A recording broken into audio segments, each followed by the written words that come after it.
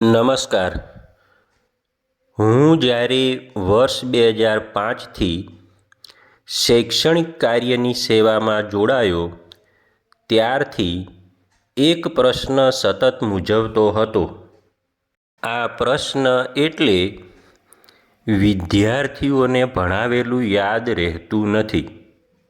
મારા 7 વર્ષના સતત શૈક્ષણિક કાર્ય, મૂલ્યાંકન અને સતત અવલોકન પછી મને વર્ષ 2012માં આ પ્રશ્નનો ક્ષણિક ઉકેલ મળ્યો અને શૈક્ષણિક કાર્ય દરમિયાન મને ક્ષણિક આનંદની અનુભૂતિ પણ થઈ.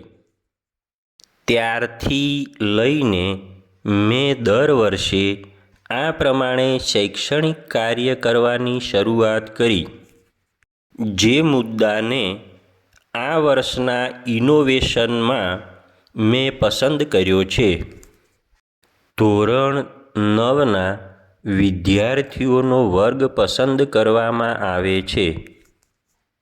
અભ્યાસનો એક મુદ્દો પસંદ કરવામાં આવે છે.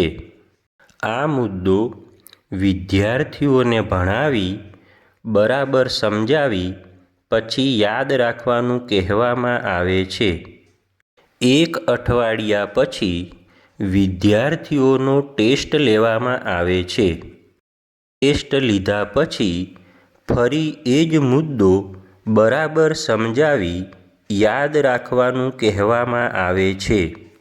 બીજા અઠવાડિયે ફરી બધા જ વિદ્યાર્થીઓનો ટેસ્ટ લેવામાં આવે છે.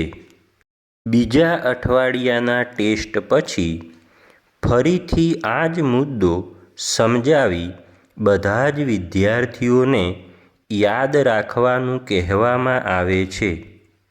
આ જ ક્રિયાનું 4 થી 6 અઠવાડિયા સુધી પુનરાવર્તન કરવામાં આવે છે. જેનું પરિણામ આ મુજબ મળ્યું છે. છેલ્લા 3 વર્ષના સતત એવરેજ પરિણામમાં લગભગ 18% વિદ્યાર્થીઓ પ્રથમ અઠવાડિયે યાદ રાખી શકે છે. બીજા અઠવાડિયે લગભગ કુલમાંથી 36% વિદ્યાર્થીઓ આ મુદ્દો યાદ રાખી શક્યા. ત્રીજા અઠવાડિયે લગભગ 50% વિદ્યાર્થીઓ આ મુદ્દાને યાદ રાખી શક્યા. અને છેલ્લા ચોથા અઠવાડિયે કુલ મળીને 70% વિદ્યાર્થીઓ આ મુદ્દો બરાબર યાદ રાખી શક્યા. જે કોષ્ટક અને ચાર્ટ બંનેમાં જોઈ શકાય છે. આ પરથી વિદ્યાર્થીઓની શૈક્ષણિક ક્ષમતા અને આઈક્યુ પાવરનો ખ્યાલ આવે છે.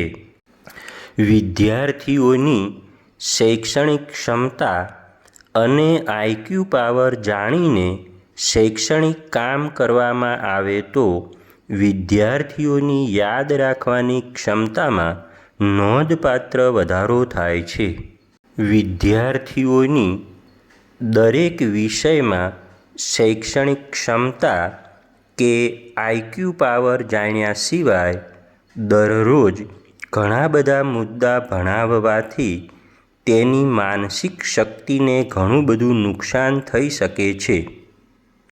આ ઇનોવેશન પરથી અમે જાણી શક્યા છીએ. Thank you.